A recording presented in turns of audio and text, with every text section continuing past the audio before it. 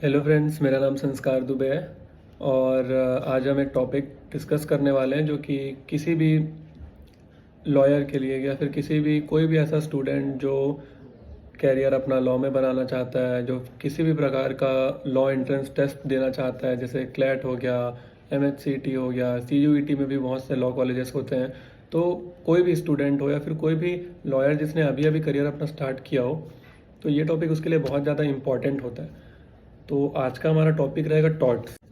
देखो फ्रेंड्स, होता क्या है, ताकि हमारे सोसाइटी में हम सब पीसफुली कोएग्जिस्ट कर सकें, इसके लिए हमारे कुछ ड्यूटीज़ होती है हमारी, जो कि हम अपने आसपास के लोगों के टुवर्ड्स होती है, जैसे उनकी प्रिवेसी का रिस्पेक्ट करना और कुछ भी ऐसा ना करना जिससे उनका जो नॉर्मल जो उनकी लाइफस्टाइल है उसमें कुछ चेंजेस आ जाए, या फिर ऐसा मतलब कि सोसाइटी को डिस्टर्ब ना करना। और सेम चीज़ हम भी उनसे एक्सपेक्ट करते हैं कि वो भी हमारी प्रिवेसी की रिस्पेक्ट करेंगे और अनफेयरली ना हम उनको डिस्टर्ब करेंगे ना वो हमको डिस्टर्ब करेंगे।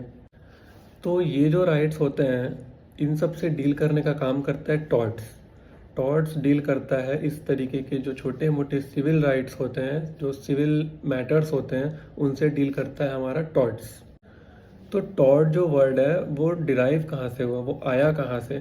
सबसे इम्पोर्टेंट तो ये हम समझ लेते हैं कि टॉर्ट्स आया है, एक लेटिन वर्ड है जिसको कहते हैं टॉर्टम। टॉर्टम मीन्स होता है ट्विस्टेड। ट्विस्टेड का मतलब हम क्या समझते हैं कि लाइक सपोज ये फॉर एग्जांपल हम ये केबल ले लेते हैं, ओके। तो अभी ये केबल क्या है, ये स्ट्रेट है, ये सीधा है, ओके। बट अगर हम इसको ऐसे कर दें तो this is twisted, right.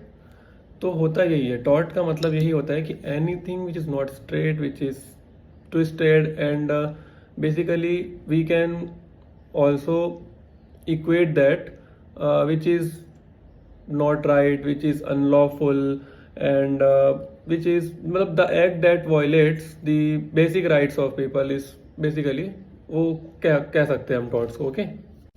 Torts can be equated as wrong, unlawful, etcetera etcetera.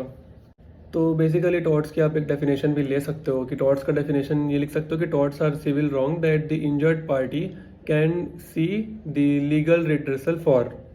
ये बहुत बेसिक डेफिनेशन और बहुत ही अच्छा डेफिनेशन होगा मेरे अकॉर्डिंग टॉर्ट्स के लिए। यूजुअली होता क्या है, जो टॉर्ट्स में जो इंजर्ड पार्टी होती है, सब मतलब दो पार्टी होंगी बेसिकली। एक पार्टी होगी जो इंजरी देगी और दूसरी पार्टी होगी जिसको इंजरी होगी, ठीक है। तो इसमें क्या होता है, इंजर्ड पार्टी को ये एक्सपेक्ट कर सकती है इंजर्ड पार्टी कि उसको अनलिक्विडेटेड डैमेजेस मिलेंगे। अनलिक्विडेटेड डैमेजेस का मतलब ये होता है कि वो डैमेजेस जिसमें जो कहीं भी मेंशन नहीं है, वो डैमेजेस जिसका मतलब वो डैमेजेस जो मैटर को देखते हुए कोर्ट ऑफ लॉ या फिर जज डिसाइड करते हैं कि उनको क्या डैमेजेस मिलेंगे, ओके। डैमेजेस का मतलब यहाँ पर ये नहीं है कि उनको और इंजरी मिलने वाली है, सामने वाले के एक्शंस को देख करके उनको और कुछ भुगतना पड़ेगा।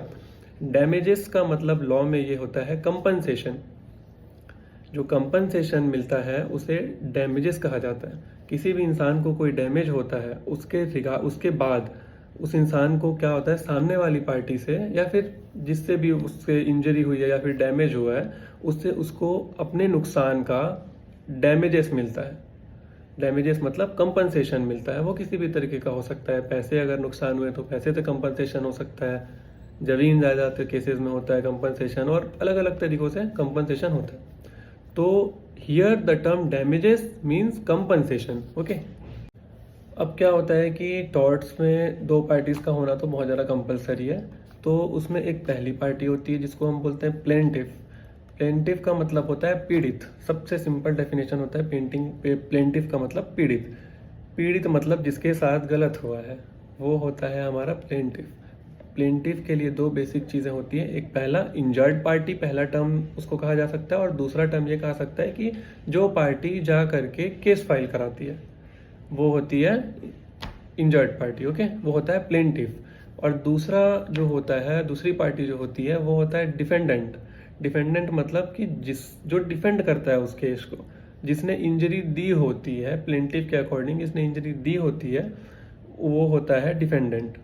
और वो अपने आप को वहाँ पर जा करके डिफेंड करता है, और जिसके कारण कोई भी लीगल वायलेशन हुआ या फिर मतलब कुछ भी लीगल दिक्कतें आई है सामने वाले को, कुछ भी राइट का वायलेशन हुआ है, वो डिफेंडेंट के द्वारा होता है।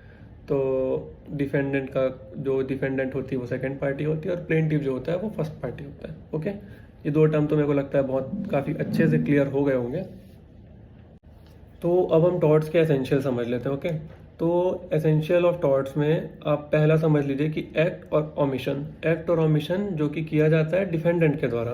तो एक्ट और ओमिशन में होता क्या है कि डिफेंडेंट ने कुछ ऐसा कर दिया है दैट ही और she was not suppose to do. Okay, मतलब उसने कुछ गलत कर दिया है या फिर उसके कुछ करने से सामने वाले को अगर कुछ दिक्कत हुई है तो वो कहा जा सकता है कि एक्ट और ओमिशन में आएगा, जो कि पहला एसेंशियल है टॉर्ट का। और जो दूसरा एसेंशियल है टॉर्ट का वो है लीगल डैमेज। तो जो काम किया गया है उसके डिफेंडेंट के द्वारा, उससे प्लेंटिव को कुछ ना कुछ लीगल इंजरी हुई होनी चाहिए। मतलब पीड़ित को कोई भी लीगल इंजरी हुई है, कोई उसको डैमेज हुआ है जो कि लीगल है। तो ये हम दो मानते हैं कि लीगल डैमेज और एक्ट और ओमिशन, ये दो एसेंशियल्स हैं टॉर्ट कमिट होने के। अब लेकिन यहाँ पर क्या होता है ना कि डैमेज का मतलब तो बेसिकली ये होता है कि कोई भी एक्चुअल हार्म अगर हुआ है पीड़ित को, कोई भी एक्चुअल चोट जैसे बोल सकते हो आप, हार्म हुआ है पीड़ित को, तो इतने में ही टॉर्ट कमिट नहीं होगा। तो यहाँ पे उसके लीगल राइट्स का भी वायलेशन होना बहुत ज़्यादा ज़रूरी है। अगर नहीं हुआ है उसके लीगल राइट का वायलेशन, तब तक वो जा करके केस फाइल नहीं कर सकता कि मेरे साथ टॉर्ट हुआ है या फिर मेरे साथ टॉर्ट कमिट हुआ है। तो टॉर्ट फुलफिल होने के लिए डैमेज होना इंपॉर्टेंट है और दूसरा वायलेशन ऑफ लीगल राइट। ये दो पॉइंट इंपॉर्टेंट है। अगर किसी को टॉर्ट्स कमिट करना है, मैं तो बोलूँगा कि मत ही करना, लेकिन अगर किसी को टॉर्ट कमिट करना है और या फिर किसी के साथ टॉर्ट कमिट हुआ है तो उनके लिए ये दो चीज़ इंपॉर्टेंट है कि आपके साथ आपको कुछ एक्चुअल डैमेज हुआ है, मतलब आपको कुछ एक्चुअल हार्म हुआ है, और दूसरा ये कि आपका लीगल राइट का वायलेशन होना इंपॉर्टेंट है, तभी माना जाएगा कि आपके साथ टॉर्ट कमिट हुआ है। ओके, तो जब आप टॉर्ट्स पढ़ रहे होते हैं तो उसमें दो इम्पॉर्टेंट टर्म्स आते हैं। जो पहला टर्म है इंजूरिया साइन डैमनम और दूसरा टर्म है डैमनम साइन इंजूरिया। ओके, तो देखिए अभी आप लोगों के दिमाग में ये आ रहा होगा कि इंजूरिया साइन डैमनम का मतलब क्या होता है। मैं बताता हूँ। इंजूरिया साइन डैमनम एक लैटिन टर्म है, आपको बताया मैंने। उसका मतलब ये होता है कि इंजरी विदाउट डैमेज। ओके, मतलब इंजरी का मतलब आपको मैंने बताया था कि ज़रूरी नहीं है कि किसी को झापड़ ही पड़ा हो, ज़रूरी नहीं है कि किसी के ऊपर लठ टूटी हो, ज़रूरी नहीं है कि किसी को पत्थर ही पड़े हो। इंजरी लोगों को अलग अलग तरीके की हो सकती है। तो यहाँ पर हम लीगल इंजरी की बात करेंगे। ओके, तो किसी को अगर डैमेज नहीं भी हुआ है लेकिन उसको इंजरी हुई है तो उसका मतलब होता है injuria sine damnum, injury without damage. Okay, अब हम इसको एक एग्जांपल के साथ समझते हैं। सपोज आप ए हैं, आपका मित्र बी है, आपने बी की प्रॉपर्टी खाली पड़ी है, आपने कुछ नहीं किया, बस आप उसकी परमिशन के बिना या फिर उसे इन्फॉर्म किए बिना आप घुस गए उसकी प्रॉपर्टी में। ओके, तो यहाँ पे होता ये है कि कायदे से बी का कोई नुकसान नहीं हुआ, ना ही आपका कुछ फ़ायदा हो गया। आपका ये हुआ, आपने बस उसकी प्रॉपर्टी में उसके बिना परमिशन के एंटर किया, जिसको हम कहते हैं ट्रेसपास। ओके, तो आपने ट्रेसपास किया अपने दोस्त की प्रॉपर्टी में। अब आपके दोस्त को यहाँ पे कोई डैमेज नहीं हुआ है, कोई उसको एक्चुअल हार्म नहीं हुआ है, लेकिन उसका यहाँ पे वायलेशन ऑफ लीगल राइट हो चुका है। लीगल राइट का वायलेशन ऐसे हुआ है कि उसकी वो प्राइवेट स्पेस है और आपने वहाँ पे उसके बिना परमिशन के आप चले गए, तो यहाँ पे उसको इंजरी विदाउट डैमेज हो गई है। समझ रहे हैं आप? इंजूरिया साइन डैमनम उसके साथ कमिट हो चुका है। तो ये बहुत ही अच्छा एग्जाम्पल था, बहुत ही सिंपल सा, बहुत ही साधारण एग्जाम्पल जिसको हम कहते हैं, वो था इंजूरिया साइन डैमनम का। अब सेकेंड जो टर्म है वो है डैमनम साइन इंजूरिया। ओके, तो डैमनम साइन इंजूरिया का मतलब होता है डैमेज विदाउट इंजरी। ओके, इसमें यह होता है कि किसी को आपने डैमेज दिया लेकिन उसे ऐसा कोई मतलब इंजरी नहीं हुई है और वो ये चीज़ कर नहीं सकता कि उसके साथ अब जो दूसरा टर्म है वो है damnum sine injuria. Damnum sine injuria में होता क्या है कि डैमेज विदाउट इंजरी होता है। ठीक है, तो अगर उसे इंजरी नहीं हुई है, मतलब उसका कोई लीगल राइट का वायलेशन नहीं हुआ है, बट उसको डैमेज हुआ है। ओके, तो डैमनम साइन इंजूरिया का मतलब होता है causing damage without any kind of violation of legal rights. Okay, सामने वाले का जो लीगल राइट है वो वायलेट नहीं हुआ है लेकिन फिर भी उसको डैमेज हुआ है। हम एग्जांपल लेते हैं। एग्जांपल में ये ले सकते हैं कि सपोज ए बी और सी हैं। ओके। सी एक बहुत ही अच्छी कंपनी है, बहुत ही ग्रोइंग कंपनी है और बहुत अच्छा उसका टर्नओवर है। ओके, अब ए और बी हैं, इन दोनों को उससे दिक्कतें आने लगी, ठीक है। तो ए और बी ने उससे कम प्राइस में चीज़ें बेचनी शुरू कर दी। ओके, तो इससे क्या होगा, सी की जो सेल होगी वो कम हो जाएगी, ठीक है।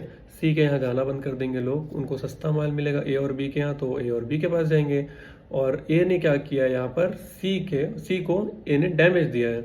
ओके, सी के बिजनेस को ए और बी ने अफेक्ट कर दिया है, लेकिन यहाँ पर सी का कोई भी लीगल राइट वायलेट नहीं हो रहा है, ठीक है, क्योंकि ए और बी अपना प्राइस कम करके बेच रहे हैं, यानी कि अपना नुकसान करके वो बेसिकली बेच रहे हैं, लेकिन इवेंचुअली नुकसान यहाँ पर सी का हो रहा है। ओके, तो ये हम कहेंगे डैमेज विदाउट इंजरी, इसका मतलब हुआ डैमनम साइन इंजूरिया। और सबसे इंपॉर्टेंट चीज़ ये है कि इंजूरिया साइन डैमनम जो है, मतलब इंजरी विदाउट डैमेज, वो कोर्ट में आप जाते हैं उसको लेकर के, लेकिन जो डैमनम साइन इंजूरिया है, इस डैमनम साइन इंजूरिया, इसको आप कोर्ट में लेकर के नहीं जा सकते, क्योंकि आपका यहाँ पर कोई भी किसी भी प्रकार का लीगल राइट वायलेट नहीं होता है। ओके, हमने दोनों के एक एग्जाम्पल देख लिए हैं, तो दोनों ही टर्म मेरे हिसाब से आपको क्लियर हो गए होंगे। अगर क्लियर नहीं हुए होंगे कोई बात नहीं, मैं आपको कमेंट सेक्शन में जितना आपको जो भी क्वेश्चन करना है आप कर सकते हैं, मैं वीडियो पे नहीं तो शॉर्ट्स पे आपका आंसर ज़रूर देता रहूँगा। ओके, तो चलिए आगे बढ़ते हैं अब हम, ठीक है। तो आज के इस वीडियो में दोस्तों हमने जाना टॉर्ट्स क्या होता है और प्लेंटिफ क्या होता है, डिफेंडेंट क्या होता है, ये जो बेसिक जो लीगल के टर्म है, जैसे डैमनम साइन इंजूरिया क्या होता है, इंजूरिया साइन डैमनम क्या होता है, डैमेजेस एक बहुत अच्छा टर्म हमने आज जाना कि डैमेजेस का मतलब क्या होता है। तो ये 5-6 छोटे टर्म्स हमने आज जान लिए। तो आज के लिए इतना ही, thank you so much. Video अगर अच्छा लगा हो, इन्फॉर्मेशन अगर आपको सही लगी हो, तो बिल्कुल लाइक करें और सब्सक्राइब कर लीजिएगा। और आपको और आगे किस लीगल टॉपिक पर आपको वीडियोस चाहिए वो आप कमेंट बॉक्स पर मेंशन कर दीजिएगा, मैं चेक कर लूँगा और मैं उस पॉइंट पर आगे आपको वीडियो देता रहूँगा। Okay, thank you.